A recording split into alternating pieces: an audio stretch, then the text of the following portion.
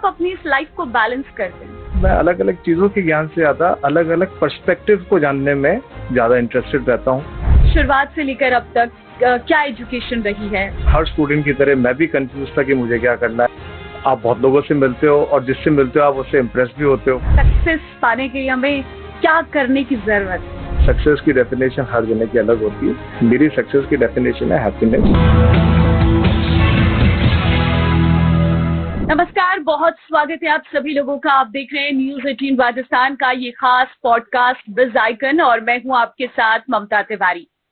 बिज आइकन के इस खास पॉडकास्ट में हमारे साथ बिजनेस सेक्टर से जुड़े बड़े बड़े एंटरप्रेन्योर्स रहते हैं जो अपने विजन से, अपने टैलेंट से हमें बहुत सारी जानकारियां देते हैं। तो आज इस खास पॉडकास्ट में हमारे साथ मौजूद है मिस्टर दीपक शर्मा।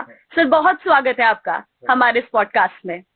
सर, क्योंकि मैंने सुना है कि आप मल्टी टैलेंटेड हैं, एक मल्टी टैलेंटेड पर्सनालिटी जो बिजनेस भी हैंडल कर रहे हैं, स्पोर्ट्स में भी आपका ध्यान है, एजुकेशन पर आपका बहुत ध्यान है। कैसे आप अपनी इस लाइफ को बैलेंस करते हैं? सबसे पहले तो मैं ये बोलना चाहूंगा कि मैं बिजनेसमैन नहीं हूँ, मैं एक एजुकेशनिस्ट हूँ। ओके। और आपने जिस तरीके से प्रश्न डाला है कि मल्टी टैलेंटेड, तो मल्टी टैलेंटेड का मतलब ये होता है कि आप अलग अलग चीजों का ज्ञान रखते हैं।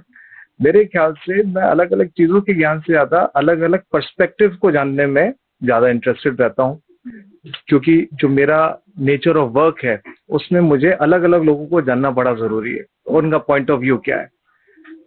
जब भी किसी के आप पॉइंट ऑफ व्यू को समझने की कोशिश करते हैं तो उससे आपको आपकी डिसीजन मेकिंग, आपकी अंडरस्टैंडिंग और आपका होल्ड स्ट्रांग होता है।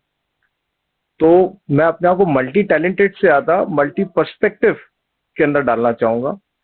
और अगर इसी पॉइंट ऑफ व्यू में देखें तो हमारी लाइफ में बहुत सारे चैलेंजेस आते हैं।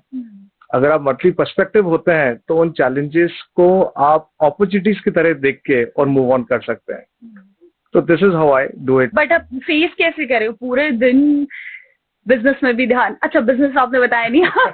एजुकेशन, स्पोर्ट्स भी आप खेलते हैं शायद? मैं खेलता भी हूँ और मेरे को स्पोर्ट्स का बहुत शौक है, तो मैं प्रमोट भी बहुत करता हूँ। मैं अभी भी जैसे रोज शाम को जो बोर्डिंग हाउस स्टूडेंट्स हैं तो उनके साथ आई प्रेफर कि मैं थोड़ा टाइम तो ऑन ग्राउंड उनके साथ निकालूं।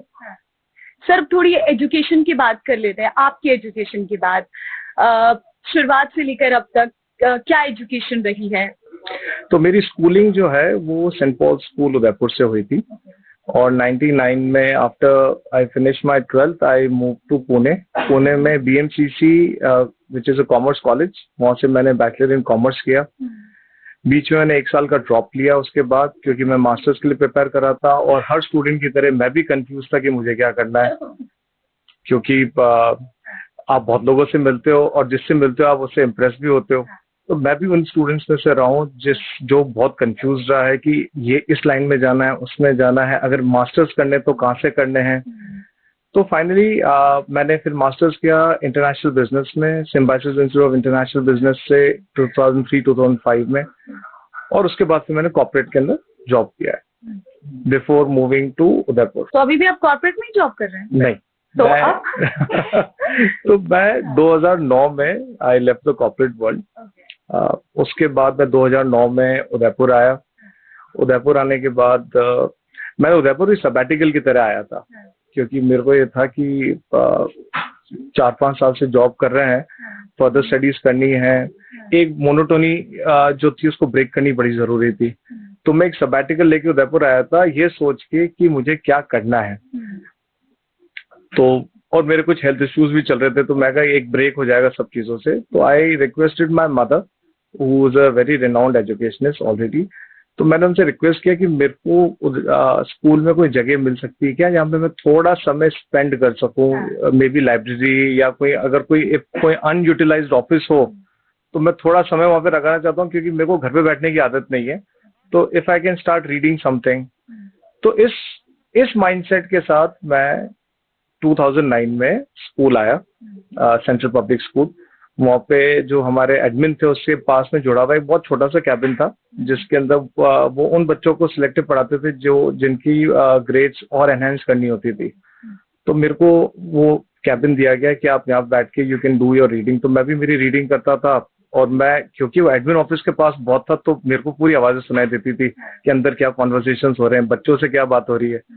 तो एक दो इंसिडेंट्स ऐसे थे जब हमारे एडमिन सर जो थे वो ऑफिस में नहीं थे, कुछ बच्चे आए तो मैंने उनको मेरे साथ बुला लिया, उनसे बातें करना चालू किया। फिर क्योंकि स्पोर्ट्स का शौक था तो मैं शाम तक रुकता था, फिर मैं बोर्डिंग हाउस स्टूडेंट्स के साथ थोड़ा खेलना पसंद करता था। बस वो सबैटिकल कभी खत्म ही नहीं हुआ है, वो आज तक चल रहा है। उदयपुर, वहां पर एजुकेशन को आप कैसे देखते हैं और कितने चैलेंजेस भी देखते हैं, क्योंकि छोटी सिटीज में एजुकेशन सच में एक बहुत बड़ा चैलेंज हो जाता है। तो बिल्कुल सही है मैम, जब यहाँ आए थे तो उस टाइम पे सबसे पहली चीज तो सिटी का माइंडसेट समझना, क्योंकि at the end of the day आपको जिन बच्चों को पढ़ाना है वो बच्चे उदयपुर से हैं। आपने कोई आके कोई ऐसी चीज इंट्रोड्यूस कर दी या ऐसी चीज बोल दी जो डिसकनेक्टेड है, तो भले वो कितना भी अच्छा आइडिया है वो कभी सक्सेसफुल नहीं हो पाएगा। तो सबसे पहली चीज जो थी वो आपको ये समझना कि यहाँ पे पेरेंट्स का माइंडसेट क्या है, बच्चों का माइंडसेट क्या है। और मैं बात कर रहा हूँ 2009 की, जब टेक्नोलॉजी बहुत अपनी इनिशियल स्टेज पर थी, जैसे आज है इतनी नहीं थी। तो बच्चों को ये मोटिवेट करना कि आपको आगे लाइफ में क्या क्या ऑप्शंस आप यूज कर सकते हो। तो मैंने जो स्टार्ट किया था इनिशियली जो बच्चों से बात करना, वो करियर काउंसलिंग पे किया। जब मैंने पेरेंट्स से बात करी तो मैंने पेरेंट्स को भी ये चीज बताने की कोशिश करी कि आप सिर्फ नंबर्स पे लिमिटेड मत रहिए। जब हम बच्चों की ग्रोथ की बात कर रहे हैं तो ग्रोथ ओवरऑल होनी बड़ी जरूरी है। और लकीली ये मेरी मदर का जो विजन था उससे भी अलाइन होता था, क्योंकि वो सिंस 1989 वो यही चीज बता रहे थे कि होलिस्टिक डेवलपमेंट होना चाहिए बच्चे का। तो ये दोनों चीजें मैच होकर चलती थी। तो बहुत कॉन्वर्सेशंस हुए इनिशियली, जिसके अंदर पेरेंट्स नाराज भी हुए, खुश भी हुए, अप्रिशिएट भी किया। आज बहुत सारे लोग थैंक्स भी बोलते हैं इस चीज को लेके। बट स्लोली एंड ग्रेजुअली जब आपने इस कॉन्वर्सेशंस को continuously over the period of time किया, धीरे धीरे जो ट्रस्ट फैक्टर आया, उससे चीजें they started falling at place automatically. अगर आपको एजुकेशन सिस्टम में एक बदलाव करना हो तो आप क्या करेंगे? मेरे पास बहुत लंबी लिस्ट है। पहले एक बताइए, एक जो आपको ऐसा लगता है कि होना ही चाहिए। अभी आज के सिनेरियो को देख के और जो अपन नेक्स्ट 10 इयर्स या 15 इयर्स को अगर अपन विजुअलाइज करते हैं, तो मुझे ये लगता है कि एआई एंड टेक्नोलॉजी को बहुत एग्रेसिवली एजुकेशन में लाना चाहिए। क्योंकि जो हमारी करंट जनरेशन है, जो आज की तारीख में स्कूल में पढ़ रही है, ये जब मेन वर्ल्ड में आएंगे तो इनका कंपटीशन ह्यूमन से नहीं एआई से होएगा। तो इनको राइटली वे में इक्विप करना बहुत जरूरी है। और क्योंकि अभी जिस तरह से ये नई पॉलिसी आई है, एजुकेशन पॉलिसी, इस पर आप क्या कहेंगे? एक दो राय जरूर इस पर दें आप। नई एजुकेशन पॉलिसी इसे आप कैसे देखते हैं? इसमें और क्या चेंजेस हो सकते हैं? देखिए, बहुत अच्छी सोच के साथ गवर्नमेंट ने न्यू एजुकेशन पॉलिसी बनाई है। सोच बहुत अच्छी है और इसके सारे पॉइंट्स अगर हम देखें तो उसमें कहीं ना कहीं हर तरीके से बेनिफिट जो है वो स्टूडेंट्स सेंट्रिक है, विच इज वेरी गुड। लेकिन इंडिया एक बहुत बड़ी कंट्री है और इसके अंदर एग्जीक्यूशन के अंदर इसको जितना जल्दी किया जाए वो उतना बेनिफिशियल रहेगा। अब एजुकेशन, आप नेशनल एजुकेशन पॉलिसी की बात करें, वो इतनी वास्ट है कि वो एक लाइन में तो उसको आंसर करना वैसे भी संभव नहीं है, बट सोच अच्छी है, विच इज वेरी इंपॉर्टेंट। देखिए, स्टूडेंट्स में मेंटल हेल्थ और इमोशनल वेलबींग को लेकर स्कूल्स को क्या करना चाहिए? आपको क्या लगता है? मैम, सिर्फ स्कूल को नहीं, जब तक पेरेंट और स्कूल मैनेजमेंट एक तरफ होके और बच्चे की ग्रोथ को नहीं सोच रहा है, तब तक बच्चा वैसे भी ग्रो नहीं कर सकता। और मेंटल हेल्थ आज की तारीख में बहुत ज्यादा जरूरी है। आज सबसे बड़ा चैलेंज जो पेरेंट्स फेस करते हैं वो है स्क्रीन टाइम का। और स्क्रीन टाइम की वजह से हो क्या रहा है, हम जब फ्लिप कर रहे हैं मोबाइल को बार बार, तो हमारा जो कंसंट्रेशन और रिटेंशन है वो वीक होता जा रहा है। पहले जब हम पढ़ रहे थे तो हम नॉवेल्स रीड करते थे, तो नॉवेल्स को रीड करने के लिए हम नॉवेल्स को, हो सकता था एक नॉवेल को पूरी रात में कंप्लीट करना, हम चैलेंज लेते थे कि ये वाली बुक तो मैंने 2 दिन में कंप्लीट कर दी है। ये कंसंट्रेशन कहीं ना कहीं कम होता जा रहा है। ये पेशेंस कि आपको रीड करना है। आज आप ये देखिए, आप अभी मूवीज जाते हैं देखने के लिए और आप ओटीटी पे मूवीज देखते हैं, आपकी कई बार सिनेमा हॉल में इच्छा करती है कि मैं इसको फॉरवर्ड कर दूं, गाना स्किप कर दो। लेकिन जब आप अपने स्कूल डेज में जाइए, जब आप मूवी देखने के लिए जाते हैं, तो आपके मन में कभी फीलिंग आई? कभी भी नहीं आई होगी, क्योंकि ये सुविधा उपलब्ध है। तो इट बिकम्स वेरी इंपॉर्टेंट कि हम बच्चों की मेंटल हेल्थ पे काम करें। तो dialogues between parent and child is very important, and that dialogue needs to come back to school, क्योंकि स्कूल को पता होगा तभी वो रिएक्ट कर पाएगा। सक्सेस के लिए मार्क्स या स्किल, आप किसे सेलेक्ट करेंगे? मैं दोनों को सिलेक्ट करूंगा। कैसे? देयर आर टू थिंग्स, एक होता है सर्टिफिकेशन, एक होता है क्वालिफिकेशन। आप एक बहुत अच्छे टीचर हैं बट आप सर्टिफाइड नहीं है तो आपको पढ़ाने की अपॉर्चुनिटी नहीं मिलेगी, और आप एक सर्टिफाइड टीचर हैं लेकिन आप क्वालिफाइड टीचर नहीं है तो आप पढ़ा नहीं सकेंगे। तो उसी तरीके से मार्क्स एंड स्किल्स ये दोनों जरूरी है। एआई और टेक्नोलॉजी कैसे आने वाले समय में स्कूल्स के स्ट्रक्चर को बदलेगी? अपॉर्चुनिटी, अगर एआई को करंट एजुकेशन सिस्टम में देखा जाए तो मेरे ख्याल से इससे डेवलपमेंट किया जा सकता है और बहुत अच्छा किया जा सकता है। हम गैप्स फाइंड आउट कर सकते हैं कि इस बच्चे को लर्निंग गैप कहाँ आ रहा है। जैसे हर बच्चा अलग है, हर बच्चे का एक पोटेंशियल अलग है। कुछ बच्चे स्पोर्ट्स में अच्छे होते हैं, कुछ बच्चे पढ़ाई लिखाई में अच्छे होते हैं, कुछ बच्चे ओरेटिंग स्किल्स में अच्छे होते हैं, कुछ बच्चे चुप होते हैं लेकिन उनकी पेंटिंग बहुत अच्छी होती है, वो अपने एक्सप्रेशंस ड्रॉ करके बताते हैं। हम एआई को इस तरीके से यूज कर सकते हैं जिसमें हम इन गैप्स को पता करें कि किस बच्चे में क्या गैप्स आ रहे हैं और उन गैप्स को किस तरीके से फुलफिल किया जा सकता है। लेकिन दो चीजें है ना, एआई की पॉजिटिव इम्पैक्ट है तो नेगेटिव भी हम इग्नोर नहीं कर सकते। आज के समय में चैट जीपीटी सारे सवालों का जवाब दे रहा है, टीचर से पूछने की जरूरत नहीं पड़ रही है, बच्चे को मेहनत करने की जरूरत नहीं है। जैसे आपने बताया हम किताबों में खोजते थे जवाब, ये चैट जीपीटी से पूछकर ही सारे जवाब ले रहे हैं। मैम ये जनरेशन हमसे ज्यादा स्मार्ट है, हमसे ज्यादा अवेयर है, इनका एक्सपोजर उन चीजों के साथ बहुत यंग एज पर हो गया जो हमारे साथ मिड एज में जाके आया है।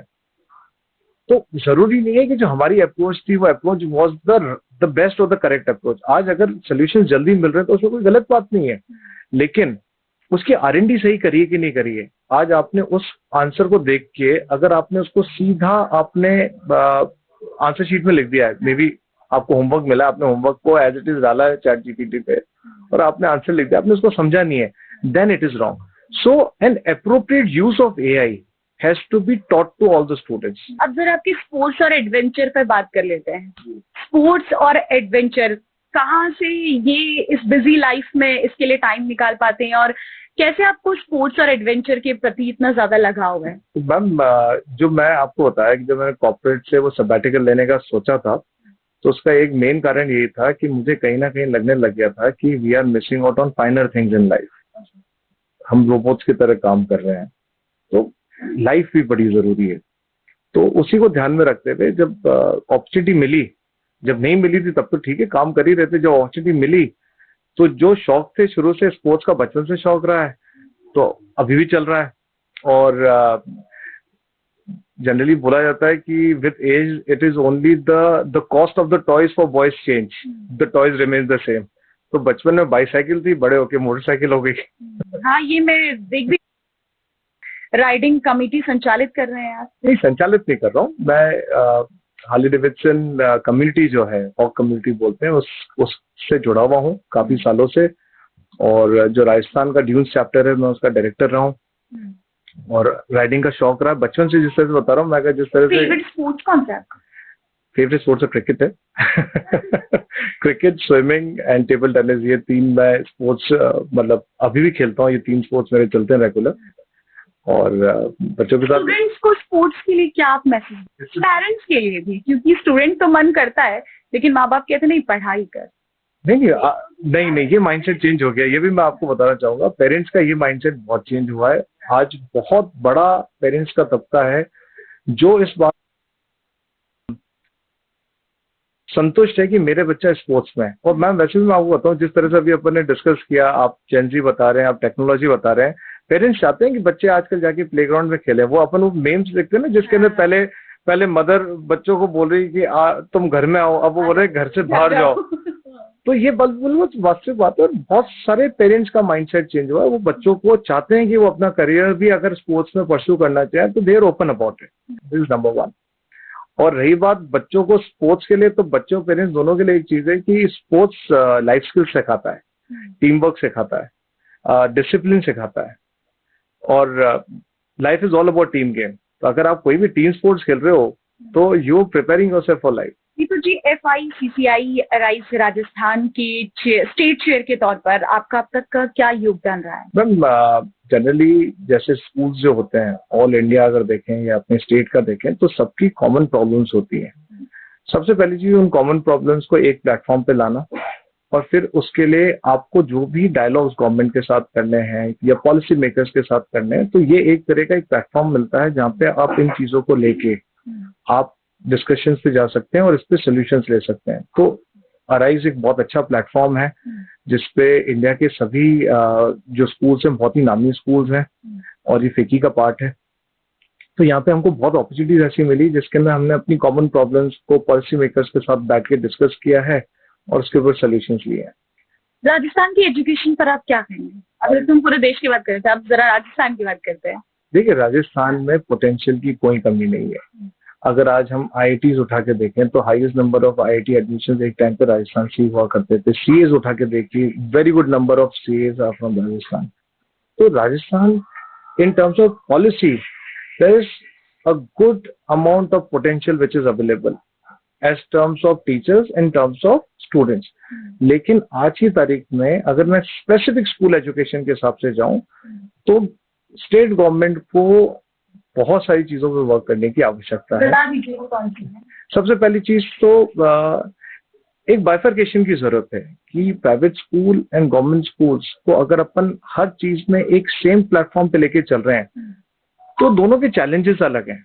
दोनों जने अपने लेवल पे 100% काम कर रहे हैं। जैसे मैं कल का ही आपको एक इंसिडेंट बता रहा हूँ। मैं एक उदयपुर के गवर्नमेंट स्कूल को विजिट करने गया था, तो too much of hard work, मतलब इतनी मेहनत कर रहे हैं। मेरे को उनको बोलना पड़ा ये चीज कि मैं का बहुत टफ काम कर रहे हैं आप लोग, लेकिन उनके चैलेंजेस अलग हैं। वो चैलेंजेस एक प्राइवेट स्कूल के जरूरी नहीं कि वो हर प्राइवेट स्कूल का चैलेंज वो सेम रहेगा। तो दोनों के क्योंकि चैलेंजेस अलग हैं तो अप्रोच भी अलग होगी, और जब तक हम उस अप्रोच के साथ काम नहीं करेंगे तब तक एंड रिजल्ट सक्सेस पे नहीं आएगा।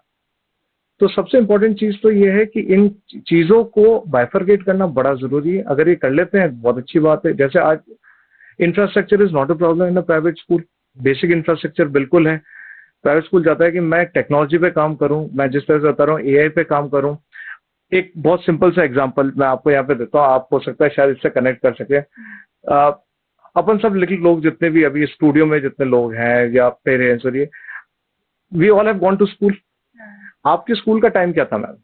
ठंडों में 9 बजे और गर्मी में रेगुलर टाइम, मतलब जनरली स्कूल का टाइम जैसे बताता हूँ तो 7:30 बजे से लेके 1:30 बजे तक रहता है, 8 बजे से 2 बजे तक रहता है।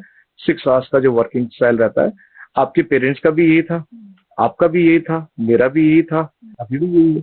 लेकिन आज आपको AI भी सिखाना है, आपको लाइफ स्किल्स भी सिखानी है, स्किल डेवलपमेंट सिखाना है, हर तरह का आपको मॉडर्न एक्सपोजर देना है, रोबोटिक्स के ऊपर ज्ञान देना है। तो जब ये सारी चीजें नहीं है, और उसके साथ अभी एक और चीज है कि हफ्ते में एक दिन बैगलेस होना चाहिए। हाँ। तो क्या ये 25 साल से या 30 साल से 40 साल से टाइम चलता हुआ रहा था, उसमें पॉसिबल हो सकता है? मतलब आप कह रहे हैं कि घंटे बढ़ाए जाए? 100%। इसमें फ्रीडम होनी चाहिए, इसको रेस्ट्रिक्शन पे लेना ही नहीं चाहिए। This should be made free कि आपको आज की नीड क्या। आप जब बात कर रहे हैं फ्लेक्सिबिलिटी की, आप चाहते हैं कि बच्चे के पास जो ऑप्शन हो कि उसको क्या सब्जेक्ट्स पढ़ने हैं, तो जब आप ये ऑप्शन देंगे तो जिस तरह से कॉलेजेस में होता है कि कुछ क्लासेस हो सकता है कि 2 बजे चल रही, कुछ 4 बजे चल रही। मैं ये नहीं बोल रहा कि एग्जैक्टली सेम फॉर्मेट स्कूल में आ सकता है, लेकिन कहीं ना कहीं अगर अपने को इतनी सारी चीजें अगर एग्जीक्यूट करनी है तो नंबर ऑफ वर्किंग आवर्स भी ज्यादा चाहिए। चैलेंज बहुत बड़ा है, बहुत बड़ा चैलेंज है। बहुत बड़ा। हाँ, आप मतलब मैं आपके माध्यम से पुट अप करना चाहूंगा कि ये ठीक है, हो नहीं हो, लेकिन इस पे सोचने की आवश्यकता जरूर है। सोचने की आवश्यकता है, लेकिन ये चैलेंजिंग भी बहुत है, और आज के समय में इस चैलेंज को एक्सेप्ट करने वाले बहुत कम लोग हैं, ऐसे विजन वाले बहुत कम लोग हैं। मैम सब करेंगे। हाँ। क्योंकि मैक्सिमम स्कूल ओनर्स जिनको मैं जानता हूँ, जिनसे मेरी बात होती है, वो सब डेडिकेटेड है। वो चाहते हैं कि बच्चों को बेस्ट मिले। भाई हमारा जब हम 24 आवर्स अगर बच्चों के साथ काम कर रहे हैं तो हमारे लिए अर्निंग क्या, हमारी जो मोस्ट वैल्यूएबल अर्निंग है कि वो बच्चा स्कूल से निकल के एक अच्छे कॉलेज में गया है, और एक अच्छे कॉलेज से निकल के एक अच्छे करियर को परस्यू किया है, या अच्छे अपना अगर निजी किया है तो वो सक्सेसफुल है। और उसके लिए जो भी चीजें जरूरी है वो करनी जरूरी है। खुद को मोटिवेट कैसे करते हैं? मैम आप स्कूल आइए, बच्चों से बात करिए, आप खुद ही मोटिवेट हो जाएंगे, इतनी एनर्जी के बीच में रहते हैं। नहीं मतलब आपकी पर्सनैलिटी देख के लग रहा काफी मोटिवेटेड, काफी ग्राउंडेड। कैसे ये पूरी अपनी वर्क लाइफ बैलेंस कैसे कर पाते हैं? I take it as a compliment. Grounded को आपने कैसे जज किया, मैं आपसे after this interview I will ask you. But आप इतने सारे जब बच्चों की करियर्स को लेके, लाइफ्स को लेके अगर आप अपने आप को रिस्पॉन्सिबल मानते हैं तो ये ऑटोमेटिकली आपके एनर्जी लेवल्स और ये सब बिल्कुल नॉर्मल चलेगा। चलिए बढ़िया है। आने वाले वर्षों में अगर दीपक जी को किसी एक फील्ड के लिए याद किया जाएगा तो वो कौन सा होगा? वो एजुकेशन ही रहेगा मैम। ओके। और वो भी मैं नहीं चाहूंगा कि मुझे एक इंस्टीट्यूट की तरह जाना जाए, बट मैं चाहूंगा कि भले कम बच्चे हों लेकिन वो मेरे को याद रखें उस तरीके से कि उनके जीवन में मेरी वजह से कोई भी फर्क अगर पड़ सका तो मैं वो सोच के बड़ा खुश रहूंगा। हमारे व्यूअर्स को एक सक्सेस मंत्र अगर आप दें, क्या है? सक्सेस पाने के लिए हमें क्या करने की जरूरत है?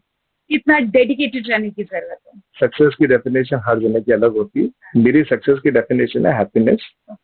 आपको खुश रहना चाहिए। आप जो भी काम कर रहे हैं अगर आप उसको करने के बाद खुश हैं, आपके शक्ल पे स्माइल है, आप जब घर पे पहुंच रहे हैं एक सेटिस्फैक्शन है, that is the definition of success. Thank you Deepak ji इस पॉडकास्ट में इतनी महत्वपूर्ण बातों पर चर्चा करने के लिए। Education, sports, hard work, dedication, motivation, सब कुछ आपको इस पॉडकास्ट में सुनने को मिला होगा। कैसे दीपक जी ने अपने करियर की शुरुआत की, आज वो क्या कर रहे हैं, आगे का उनका विजन क्या है, और एक स्पोर्ट्स पर्सन के साथ साथ एक एजुकेशन के लिए लोगों को जागरूक करना अपने आप में चैलेंजिंग रहता है, लेकिन वो इस चैलेंज को एक्सेप्ट कर रहे हैं, ये बहुत अच्छी चीज है। बहुत धन्यवाद। न्यूज 18 राजस्थान के इस बिज आइकन कार्यक्रम में आप आए, इस पॉडकास्ट में आपने हिस्सा लिया। तो फिलहाल इस कार्यक्रम में वक्त हो गया अलविदा लेने का। बाकी आप न्यूज 18 राजस्थान देखते रहिए। नमस्कार।